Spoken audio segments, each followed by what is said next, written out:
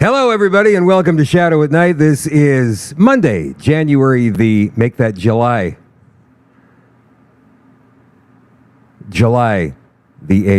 2024. We have plenty to cover tonight. I make no excuses for that last foible, except to say maybe I just had a Biden moment. But the difference between Biden and me is that I caught the mistake and corrected it and acknowledged it, whereas he just keeps going on, man. Joe Biden says he's not going anywhere. He's staying in the race. He sent a letter to his Democrat colleagues in the Congress this morning saying that he's not going anywhere despite pressure increasing from inside the Democratic Party and possibilities of replacements when the Democratic National Caucus happens next month. We're talking about Kamala Harris. Yes, Kamala Harris. We're talking about what's his name from California there, Gavin Newsom. And there's a couple of other dark horses that are lurking in the background, like Gretchen Whitmer from Michigan, the governor, very popular Democratic governor there for some reason. So who knows how it's going to unfold? I think Biden dies. I told you this before. I'm going to stick to this prediction. I think Biden dies sometime next month, late next month, or perhaps in early September. He's not on the ticket. And then the Democrats would have to come up with a replacement. And maybe Big Mike. I haven't said this before, but the Democrats are pretty much painted into a corner when you stop and think about it because of the DEI. Because now they've got a VP who is a black woman. And if they go for anything other than a black woman, like a white man, heaven forbid, they're going to be labeled as racist by a certain wing of that party and a certain section. Believe it or not, this section exists in America. That's all about social justice. So we'll see what unfolds there. In the meantime, there's this thing out there called Project 2025. I'm not sure if you've heard about this, but it's a project to clean up the deep state, to drain the swamp, if you will. And the Democrats are losing their minds over it, and so is the left-wing Marxist corporate media in the United States. So we'll talk a little bit about that tonight. We also have a kick-ass speech from Pierre Poilievre. We'll play part of that for you from the Calgary Stampede this past weekend, and some great news for Dr. Charles Hoffe in his ongoing dispute with the College of Physicians and Surgeons in British Columbia. Hello, Sherry, watching on X tonight. Hello, Chuck and Kamloops. Linda's watching in Trenton. Carla's watching in Calgary. Hello, Michael. Thank you for the research you did for me today. I really appreciate that. Michael is watching in Brampton. Hello, Lena, or is it Lina? Watching it. Lena, I'm betting. Watching in London, Ontario. Hello. We always have to add Ontario to London when we say it. I lived there for 2 years. I get it. I live in London. England? No. It's Ontario. It's just London, Ontario. You know, London always gets a bad rap. It's a big city, man. People don't understand how many people live in London, Ontario. It's like 525,000 people. It's big. Dodie Ann is watching in New Brunswick. Hello, Judy, watching in Chelsea, Quebec, vacationing there, actually. Hello, thank you for taking the time from your vacation to tune in to us tonight. Lisa's watching in sunny GP, Alberta. That's Grand Prairie, for those that don't know. Eddie is watching in Stonewall, and one more here. Robert is watching in Kelowna. He says, gosh dang it, I made it just in time. Well, you're going to be happy because we have all kinds of stuff for you tonight, Robert. If you're watching on Facebook tonight, if you're watching on X, please get this out there with a like and a share. So on Facebook, you click like and then maybe share. And when the share window comes up, you say something in the top because they ask you for a comment, right? So you say, I love this show. Or if there's a particular portion of the show that you want people to see, you say, start watching at 35:21. You'll be blown away, right? Thank you. If you're watching on Rumble tonight, like so many people are, let's see who's there. Patricia, Dog Lips, North Scotty, Plumber, is watching from Albert. Forgot the A there, plumber. I think it's probably Alberta. Wayne is watching with What's Up Canada tonight.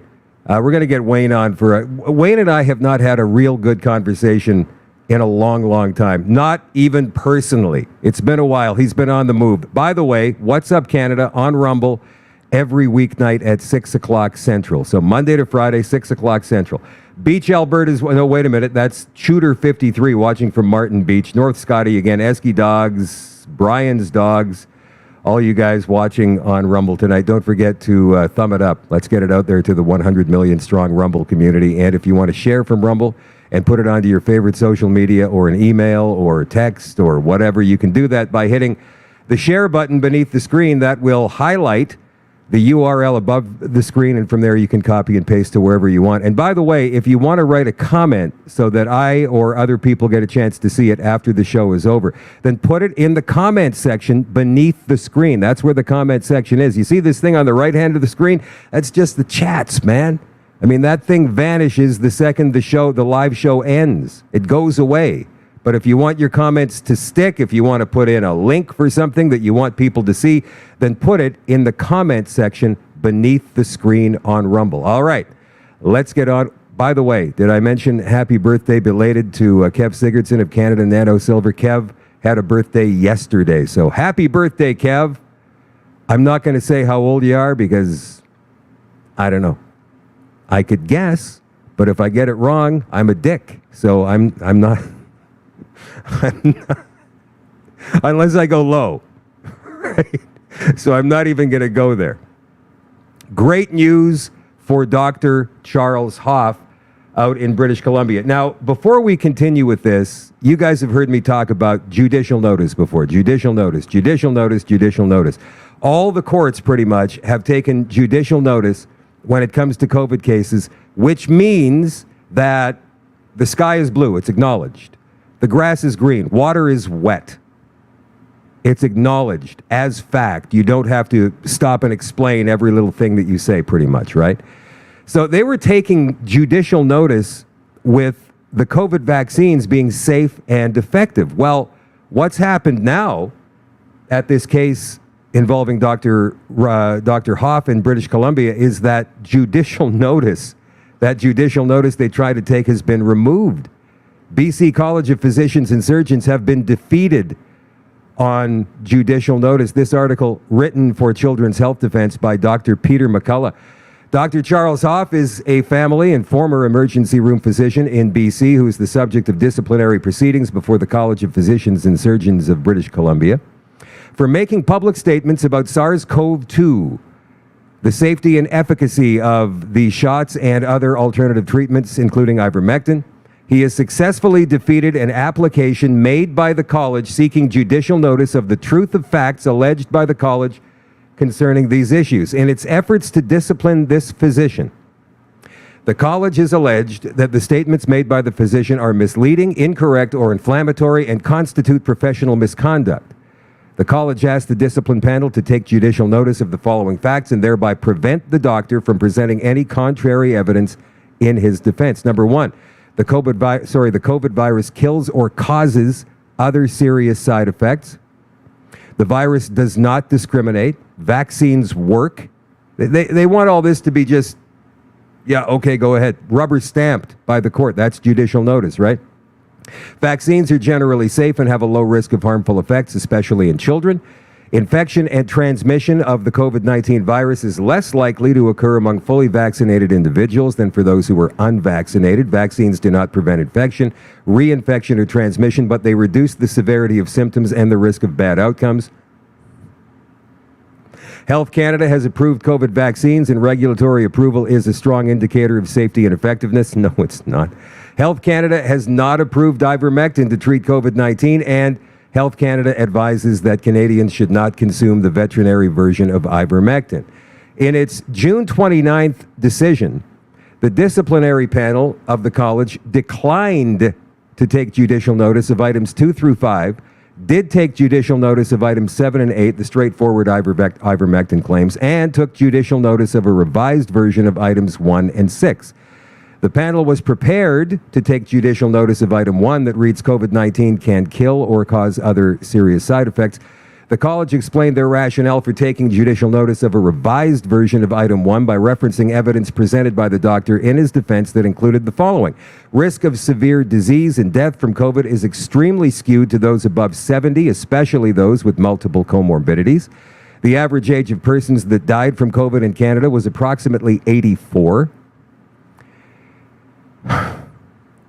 Very low proportion of COVID-19 related deaths in Canada occurred in those under 50 of age, 50 years of age. The data shows very high, although not 100% survival rates for those under 70. Average rate of lethality from COVID for Canadians is much lower than estimates given by public health officials, and reported hospitalizations and deaths from COVID have been overcounted because many hospitalizations and deaths with and not from COVID were wrongly attributed to COVID-19.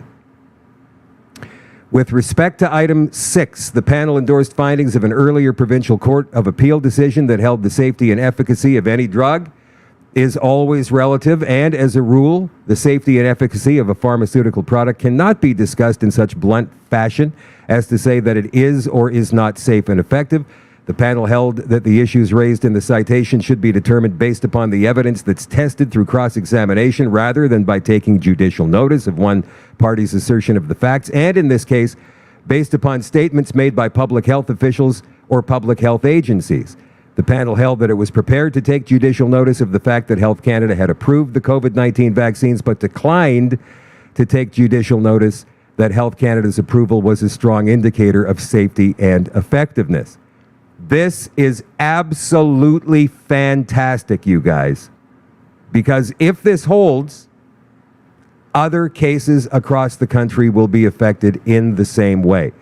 Now, it's not a slam dunk for Dr. Hoffe. He still has to present his case, but without his hands being tied and the ability to argue that these vaccines are definitely not safe and effective 100% of the time, he has a much better chance now to win that case. That news just came out. We'll keep you posted as to what happens next in the case of Dr. Charles Hoffe versus the College of Physicians and Surgeons in British Columbia. That is absolutely amazing. Well done. Well done. And you know what I'll say to the judge in that case? All right. That's fantastic. And look at this. You see, as more news like this tends to seep out, we're going to see less and less and less of these judges taking judicial notice in Canada. How can they? Because it's becoming more prevalent probably in their news feeds as well. They see 5 states to sue Pfizer over misleading COVID-19 vaccine claims. What? Well, wait a minute. Why up here then are we saying it's safe and effective and taking judicial notice of it? That makes no sense whatsoever, does it?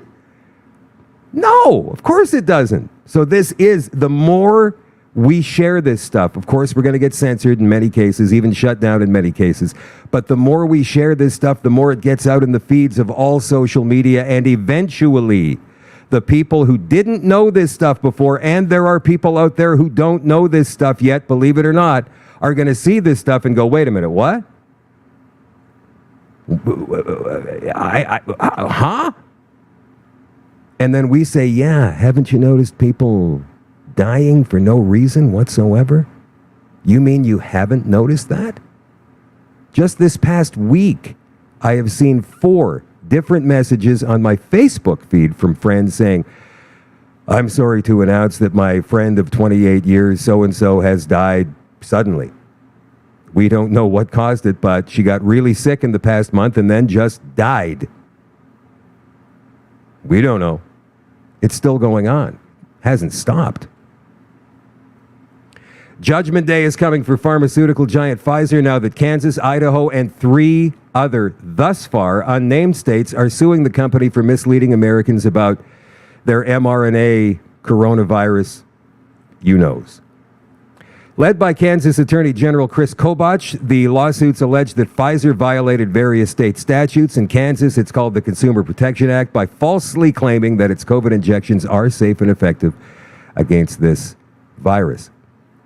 Pfizer willfully concealed, suppressed, and omitted material facts, Kobach alleges, about its chemical shots, which were fast-tracked onto the market through Operation Warp Speed, resulting in many injuries and deaths. Pfizer marketed these shots as safe for pregnant women, Kobach said in a statement. However, in February of 2021, 3.5 years ago, they possessed reports of 458 pregnant women who received Pfizer's COVID-19 vaccine during pregnancy. More than half of the pregnant women reported an adverse event, and more than 10% reported a miscarriage. Peter Emmanuelson of the Freedom Corner says all 5 of these lawsuits are huge news. They could be enough to really hit hard against a corporate pharmaceutical giant that for decades has been getting away with murder. I started to notice something really weird with birth rate statistics, Emmanuelson writes. You see, about 9 months after the COVID injections were rolled out, we saw a massive collapse in birth rates. Not only that, but we saw that women that did not get the COVID injection were overrepresented in giving birth. And that made me think. So that's some good news as well. Things are starting to look up in that respect. All right. Other news happening in Canada. People have sent me this for the past 3 days, and I chuckled, and I was like, how are they gonna show themselves that they're big DEI supporters next? Who's it gonna be, and what are they gonna do? Well, Ontario KFCs have now gone halal. They're banning pork to ensure diverse and inclusive menus, and a nationwide rollout is yet to come. Do they even serve pork at KFC? I mean, it's a chicken place, right? So I don't see how this is a big deal in terms of their menu for the average customer, but I do see how it's a big deal in Canada's transformation to a third world country. Ontario KFCs are now Muslim friendly with halal chicken and the removal of pork products from the menu. All Ontario KFCs, except those in Thunder Bay and Ottawa, have switched to halal chicken and removed pork products, including bacon, from the menu, except for joint KFC Taco Bell locations. KFC has ensured all chicken products are halal certified, including but not limited to chicken. A May letter from the company to Muslim community leaders said. The letter was widely shared on social media this week. Oh, yes, that's why. This initiative is a testament to our commitment to providing diverse and inclusive menu options for all our customers, said the letter, promising the changes would be rolled out to all KFC locations nationally by the end of the year. KFC Canada did not respond to True North's requests for comment. However, after calling multiple stores in Ontario, True North did confirm that everything in the store is halal and that bacon has been taken off the menu. Oh, I guess bacon in a bacon burger. Right, okay. Halal, an Arabic word that means legal, refers to food that's safe for observant Muslims to consume. There is a certification process to confirm that halal foods have been processed in accordance with Muslim scripture. Sticking with that theme, this is from immigration.ca. Alberta to launch permanent residency pathway for police officers. Now, pretty much every province takes part in the provincial nominee program. And Alberta's provincial nominee program will launch a new permanent residency immigration program for foreign nationals hoping to work in Canada as cops. We're creating a new Alberta Advantage immigration program pathway for law enforcement to help Alberta's police services address crime and meet their recruitment objectives for public protection, notes an update from the AAIP website. Invited applicants must have a job offer from an Alberta Association of Chiefs of Police member and meet all other express entry criteria. Eligible employers for law enforcement nominations must also be members of the Alberta Association of Chiefs of Police. Now, I'm going to go to you guys here in the comments and ask you, what do you think of this? Newcomers to Canada, not permanent residents, not even citizens yet, could be certified as police officers.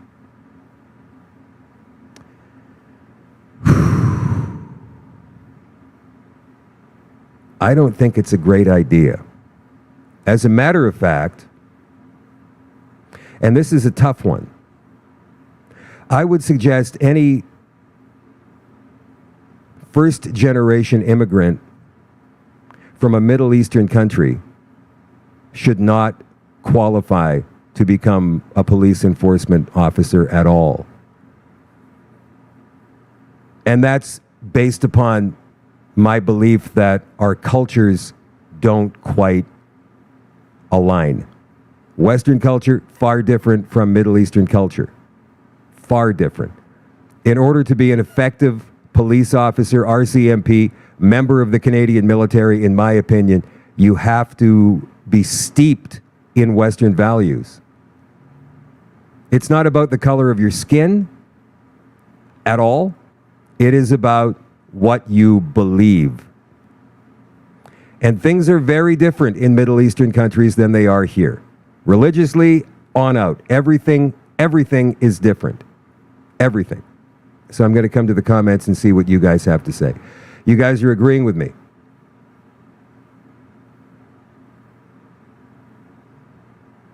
Now, here's another thing. Are we racists?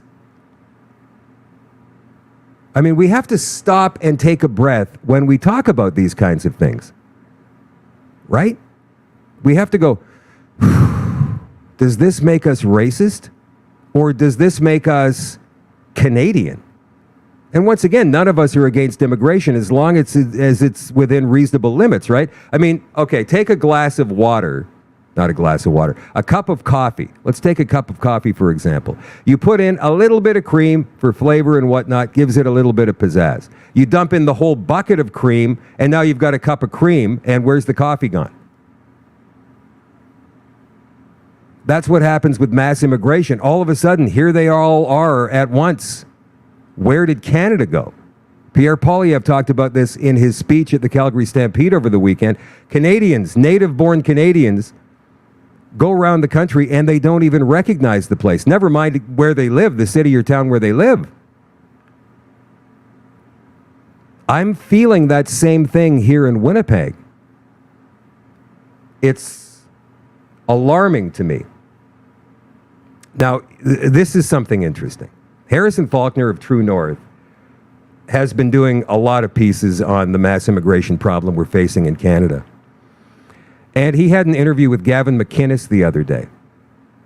And they were sitting in a ground level building in Toronto. I think it's on Yonge Street. And they were looking out the window towards the end of the interview. And listen to this. It's kind of comical, but it's not.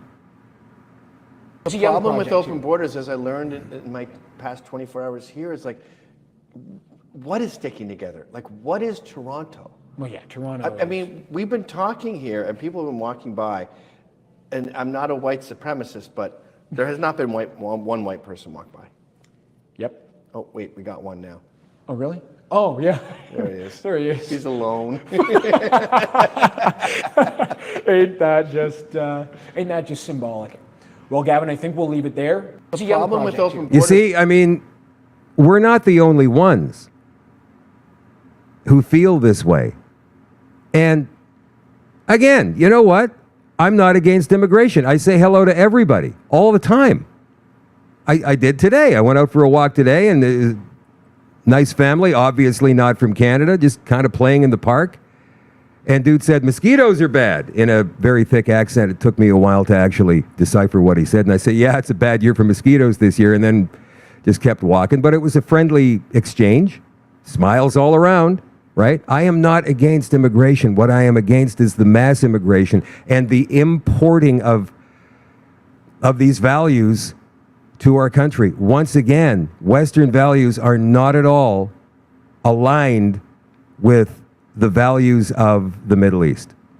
And we are going to run into problem after problem after problem, and we're importing more problems every single day. And it's happening at a worse rate, I believe, in the United States. Morpheus Maga says the 2024 election is going to be so rigged. I have no idea why he puts that into this video.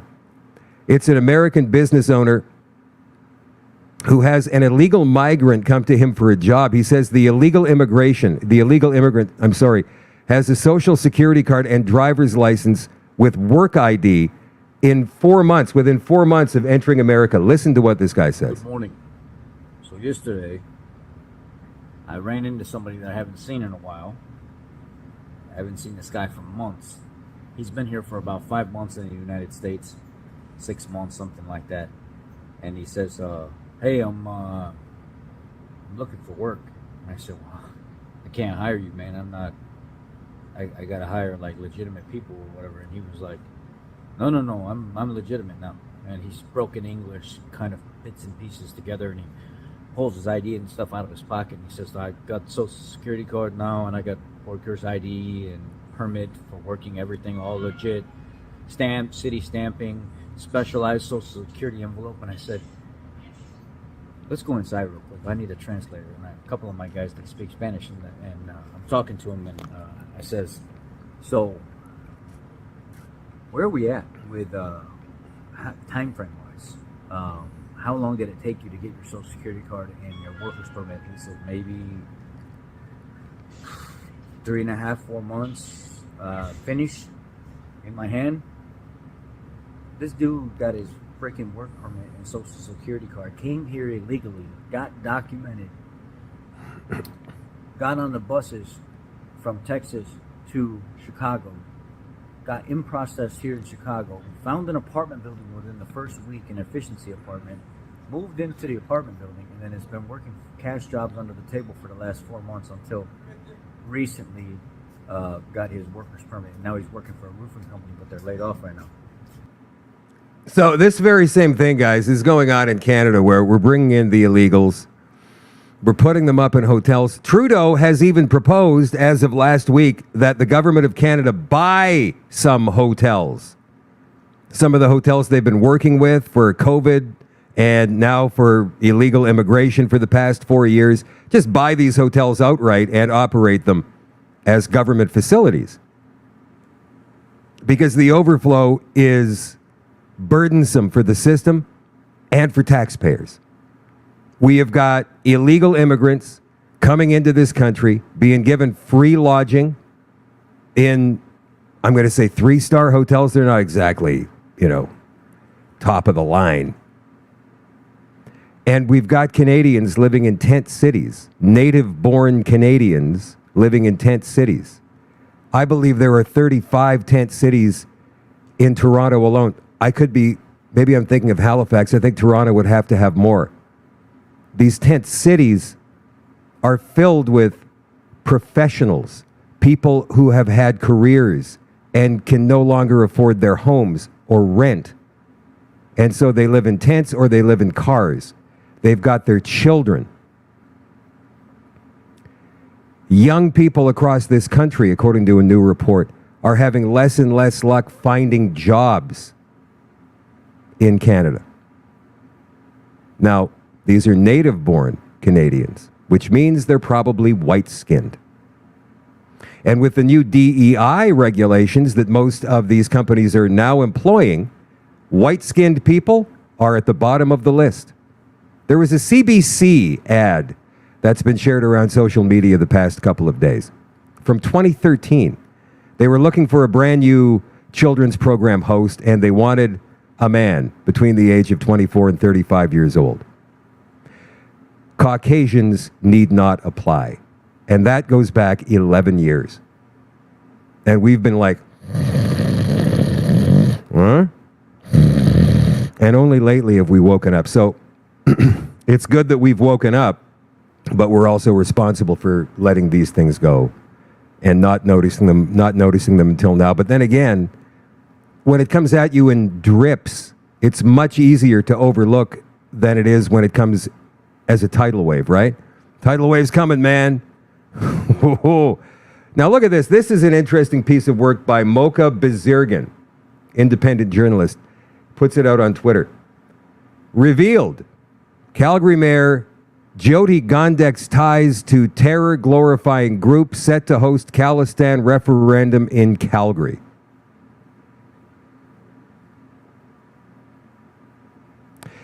A massive event dedicated to Canadian Sikh terrorist Talwinder Singh Parmar and slain militant Hardeep Singh Nijjar is set to take place in Calgary on the 28th of this month.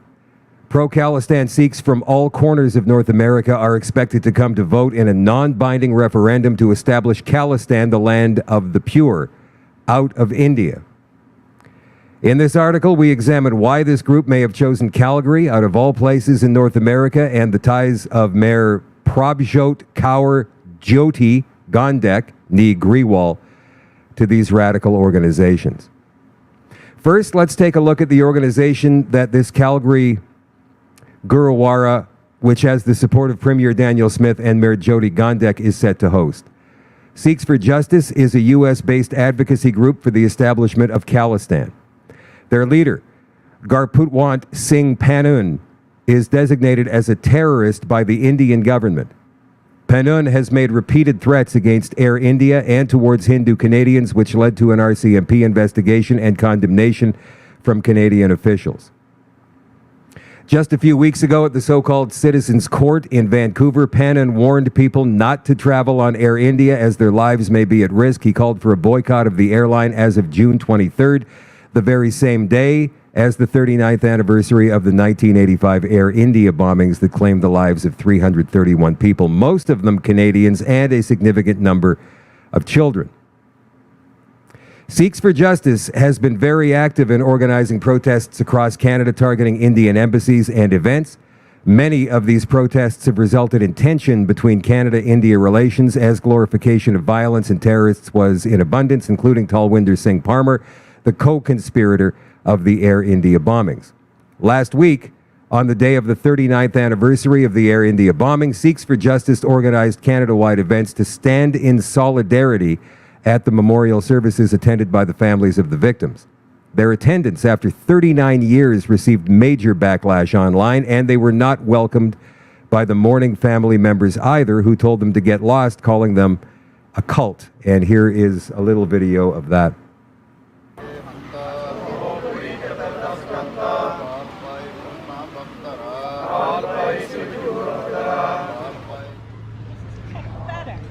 This has nothing to do with Khalistan. We are here for the specific reason, a specific reason. Did you find their conduct today respectful? It was not why we gathered.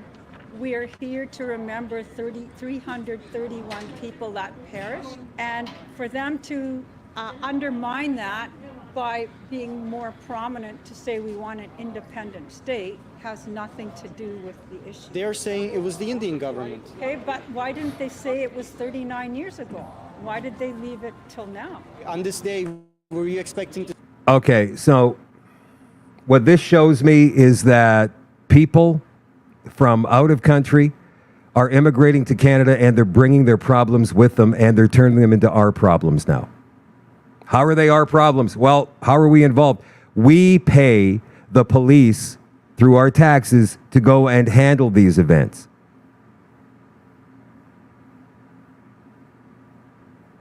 We do not need any extra problems in this country. We've got enough already. You come to Canada, you start being Canadian. Period. These are our public spaces that they're taking up for this nonsense. And to us, it's nonsense. Canadians have nothing to do with any of this stuff. Nothing. The same goes for the Palestine movement. The same goes for anything foreign that comes into this country that gets a protest, that takes up city streets, that takes up public spaces, that takes up universities that we're paying for in most cases. We don't need it. In response to criticisms, Panun said, yes, we follow the same ideology as Shahid Parmar and Shahid Nijar, which is the liberation of Punjab from Indian occupation. Once again, it doesn't matter to Canadians. Now, what is the tie that Jyoti Gondek has with this group? She is, and remember, we've talked a lot about foreign infiltration into Canadian politics, federal, provincial, and civic levels. They've clashed in Edmonton as well.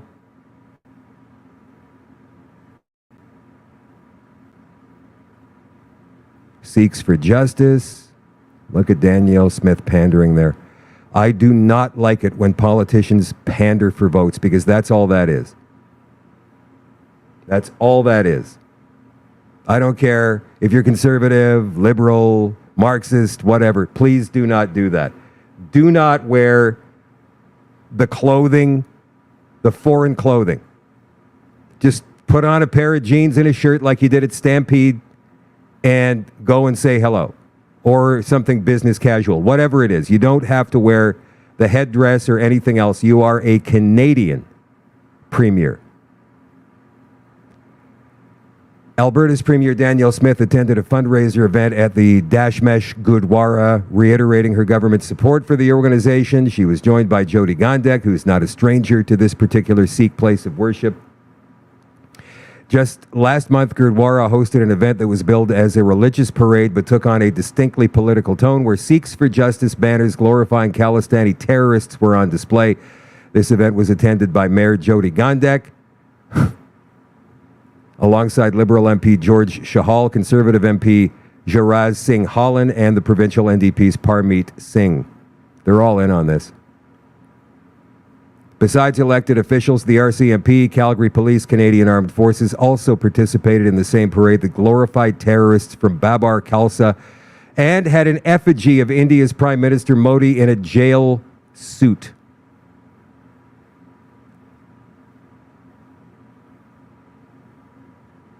Let's watch this video. There he is, Mocha. There's right there. Canadian Armed Forces brought some kids to participate in the parade as well. What do you make of the police institutions participating in this parade where terrorists, not only militants recognized as terrorists by Indian government, but also terrorists and terrorist organizations like Babar Khalsa and their founders also being glorified? The Canadian Armed Forces is having a tough time recruiting anybody into their military program in Canada. Nobody wants to join. So I think that they've really, really lowered their standard and their, pandering for people to join. So of course, nefarious people will join to obtain, data.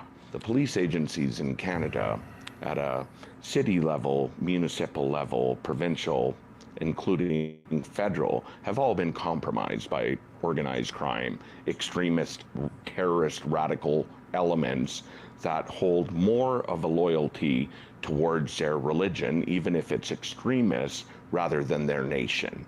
And I think that... what were we just saying about that? First-generation immigrants from the third world as police officers. What did they think is going to happen? The Canadian left-wing corporate media only covered this scandal from the angle of the impact this event had on traffic.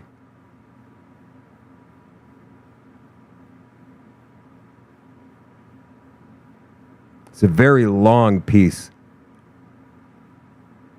by Mocha. A great piece. He's been doing some great journalism, this kid. And look at, there's Pierre Poilievre too. I don't like that.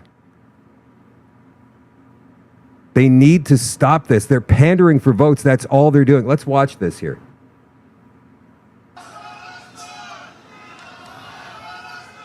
One of Canada's greatest strengths is its diversity. We are strong, not in spite of our differences, but because of our differences. How does that make any sense at all? How are we strong because we're different? That makes no sense at all. We can't agree if we're different. We will rely on the great Sikh values that Guru Gobind Singh brought forward. Values of equality for the common people. We need a direct flight to Amritsar, and we need a national blue seal so that professionals that come here from Punjab or anywhere else can take a test, prove they're qualified, and work as nurses, doctors, and other highly paid professionals.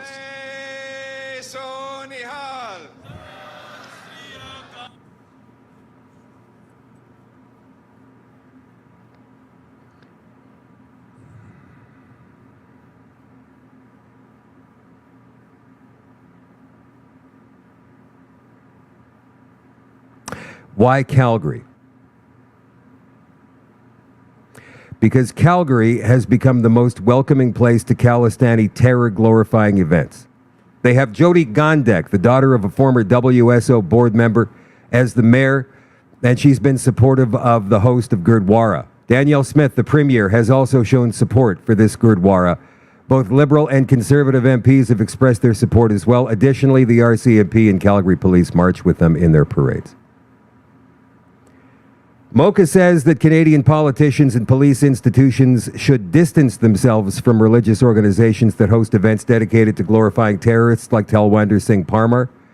The failure to do so emboldens this aberrant behavior and gives the message that Calgary is more welcoming than other cities in North America to terror glorification events, which is likely not the message that Calgarians, Albertans, and Canadians want to send at large. My friends, I really, at this stage, don't know what we need to do to bring our country back.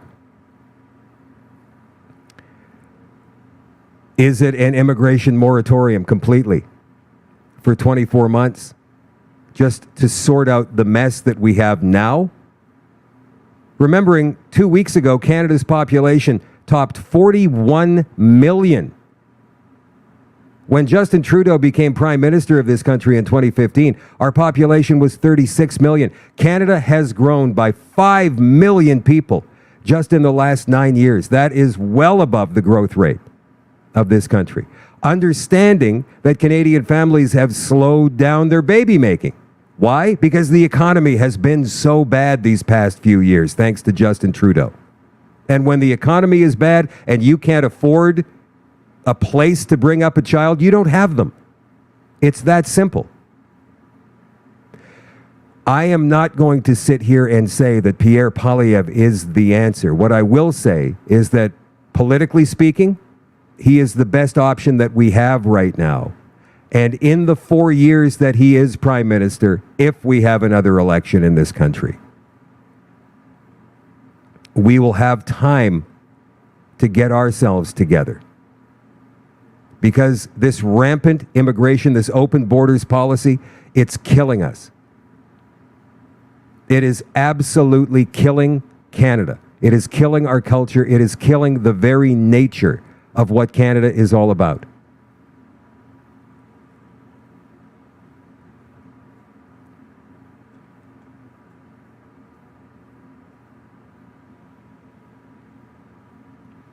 I think Poilievre understands what Canada is all about here in his heart. I think what he's doing, shamefully, sadly, is pandering for votes in a very, very strong and unified Sikh bloc in this country. He gave a speech at the Calgary Stampede this weekend, and it was amazing. But first, here he is being introduced at the Cowboys live stage at Calgary Stampede, which holds about 1,500 people. I'm not sure if all of these people were there for just being at the Cowboys live stage event or to see Poilievre. But this is what happened when he was introduced to the crowd.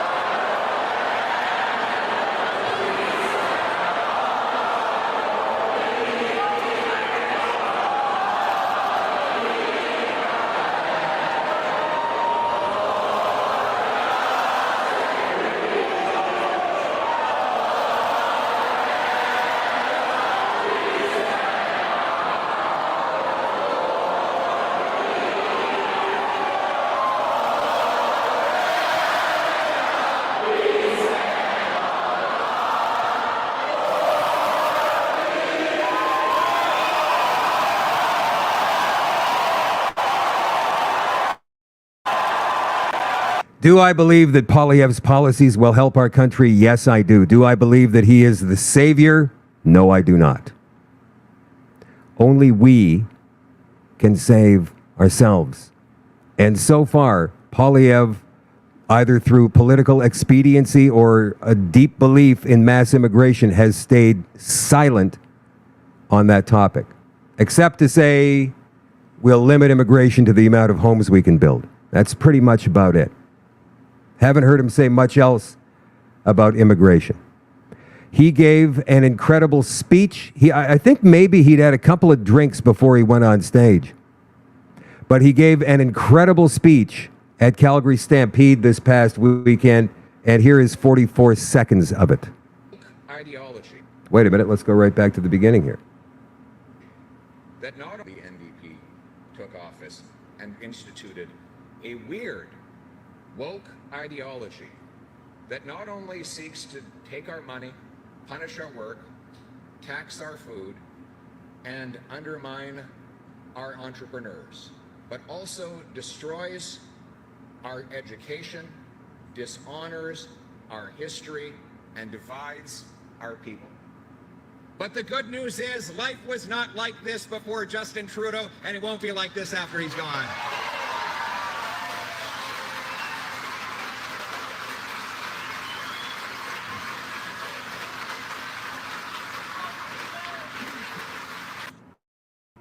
You know, it's interesting. I watched that entire speech yesterday. I'm going to get to Project 2025 in just a second. I watched that entire speech yesterday. It's about 44 minutes long.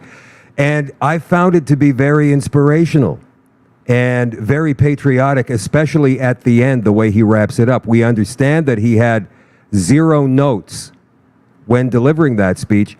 And he actually made some very good points and some great jokes at Justin Trudeau and Jagmeet Singh's expense.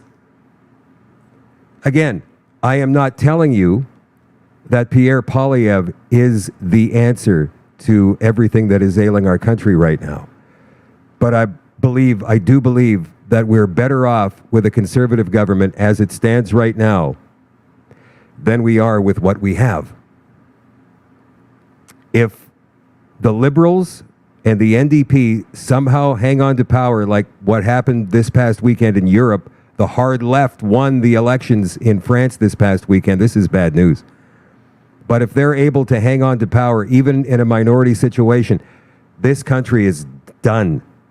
Poilievre will buy us some time that we can use to organize something better. And I don't say that with anything violent in mind, unlike other people you may spend time watching and listening to across this country. I do not endorse that. Not one bit. Okay, so what is Project 2025? According to the Marxist American corporate media here, CBS News, what to know about the conservative blueprint for a second Trump administration. They are terrified that Donald Trump is going to win the presidency in November. I think they're going to try and rig the election again, and I don't think it's going to go well for them. And I think the reason for that is partly because of Project 2025 and the fact that there are going to be people with cameras at every voting station in America. They will be watching. They'll be up all night. Ballot dumps? Nope. Where are you going with that? Where are you going? There's going to be fighting. It's going to be a situation.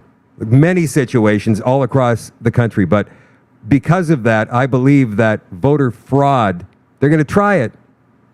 And they might succeed a little bit, but it's not going to have as big an impact on the results of this election as it did in the last one. Voters in recent weeks have begun to hear the name Project 2025 invoked more and more by President Biden and the Democrats. Now, listen to the irony in this. As they seek to sound the alarm about what could be in store if former President Donald Trump wins a second term as president. Overseen by the Conservative Heritage Foundation, the multi-pronged initiative includes a detailed blueprint for the next Republican president to usher in a sweeping overhaul of the executive branch. Trump and his campaign have worked to distance themselves from Project 2025. Trump said the other day, I don't know what that is. Project 20, I can't do a Trump impersonation, but you know what I'm getting at. He says he knows nothing about it. The former president has gone so far as to call some of the proposals abysmal. But Democrats have continued to tie the transition project to Trump, especially as they find themselves mired in their own controversy over whether Joe Biden is going to withdraw or stay on in the presidential race. What to know about Project 2025?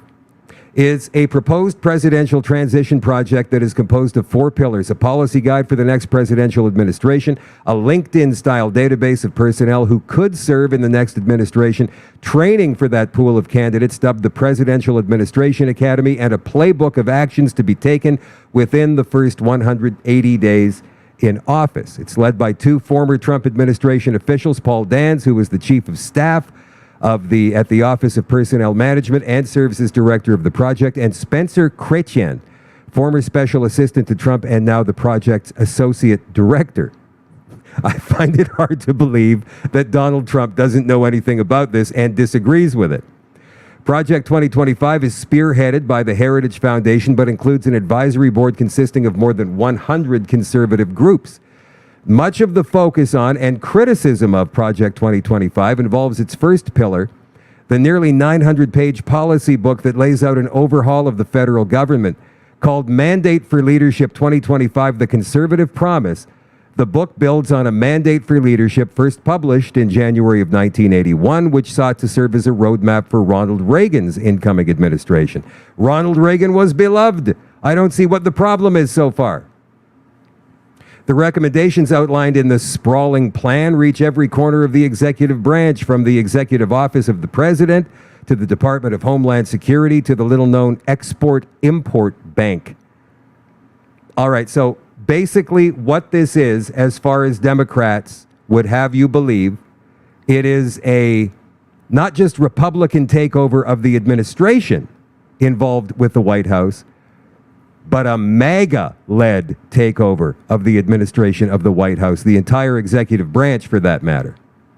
And possibly, even more tendrils into the Washington administration and all public employees. And we're talking about every single branch there is. Possibly. This is from the Project 2025 website, and it says, building now for a conservative victory through policy, personnel, and training. The actions of liberal politicians in Washington have created a desperate need and unique opportunity for conservatives to start undoing the damage the left has wrought and build a better country for all Americans in 2025. It's not enough for conservatives to win elections.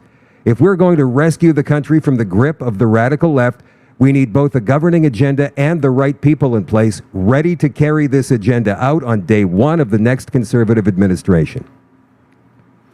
This is the goal of the 2025 Presidential Transition Project.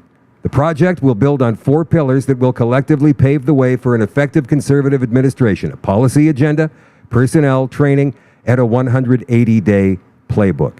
It's an effort of a blah, blah, blah, blah, blah. So pretty much the same thing, right? In my opinion, what they're trying to do is weed out the Marxists from the bureaucracy. And the Marxists don't like that because they want to stay in there, in the bureaucracy, so they can control the government. That's what they've been doing. Trump denies knowledge of the project. This is from one of the local Fox News channels. I think this was somewhere in Kansas, Chicago. The former president, he's now distancing himself from the controversial Project 2025. That's a massive proposed overhaul of the federal government, which includes firing tens of thousands of government workers and replacing them with Trump loyalists. It does not. Doesn't say anything about replacing them with Trump loyalists. Not even the Project 2025 website said that. I mean, I can see it, obviously, sure. But to make that assumption is not good reporting. Let's continue. For cutting Social Security benefits. It was drafted by longtime allies and former officials in Trump's administration. Trump posted on his social media website that he knows nothing about it and has no idea who's behind it. This comes days after the head of the think tank responsible for the program suggesting there would be a second American Revolution. All right, so of course Donald Trump knows about Project 2025, and he's lying about not knowing about Project 2025. All the Marxists are upset, right? They're yelling and screaming about Project 2025. Oh my God, Trump loyalists taking over the administration and the bureaucracy. Things will never be the same again.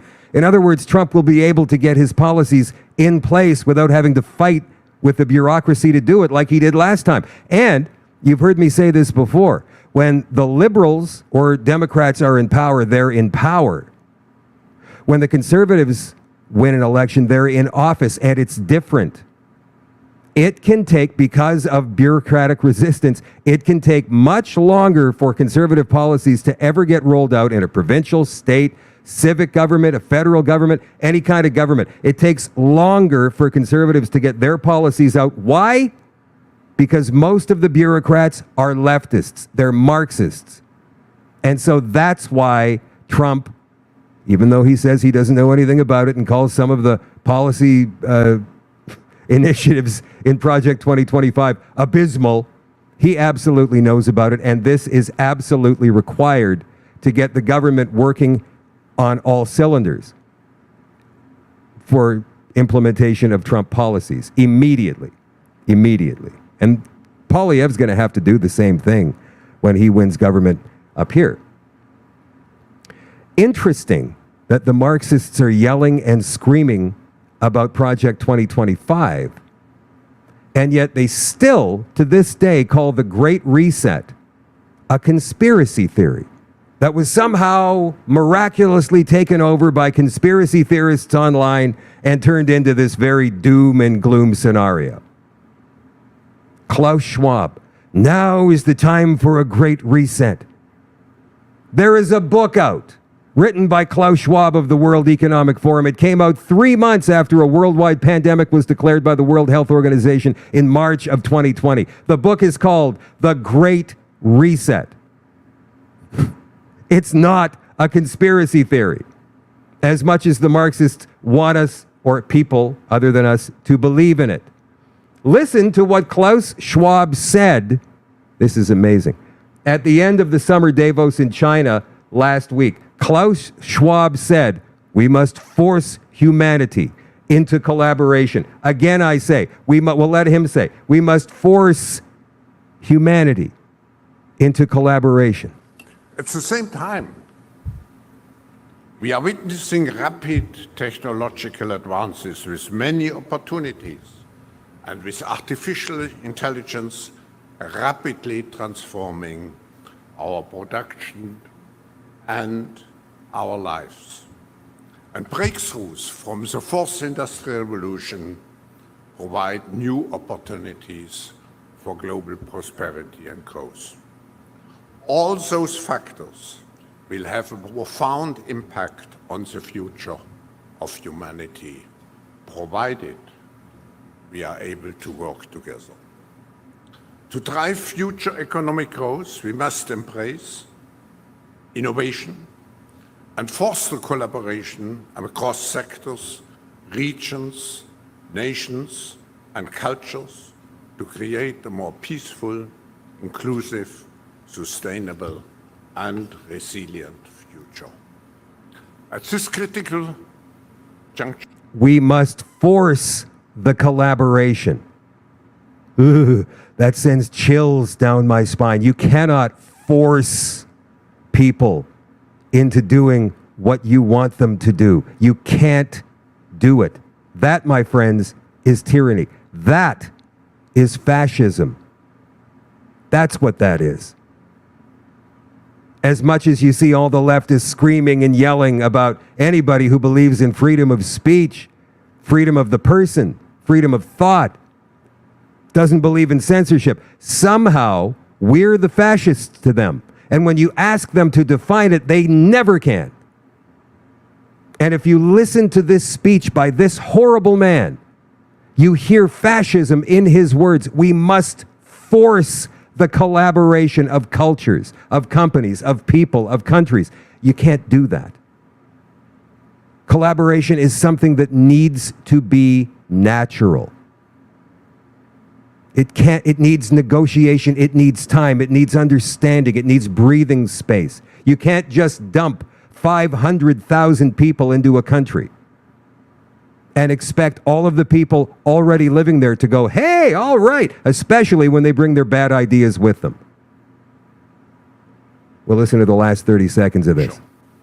The active participation of all stakeholders is essential to ensure a sustainable development path.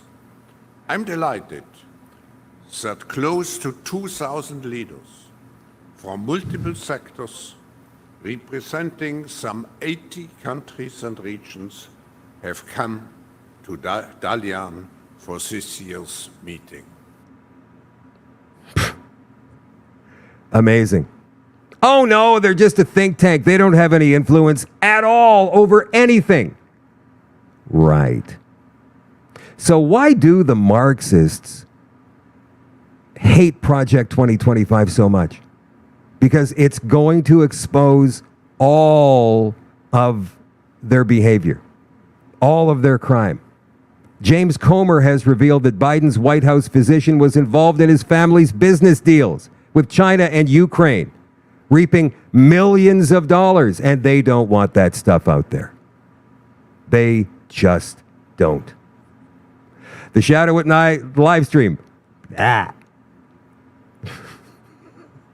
Words, everybody, is brought to you by Canada Nano Silver. And once again, happy birthday to my friend Kevin Sigurdsson, the man behind Canada Nano Silver.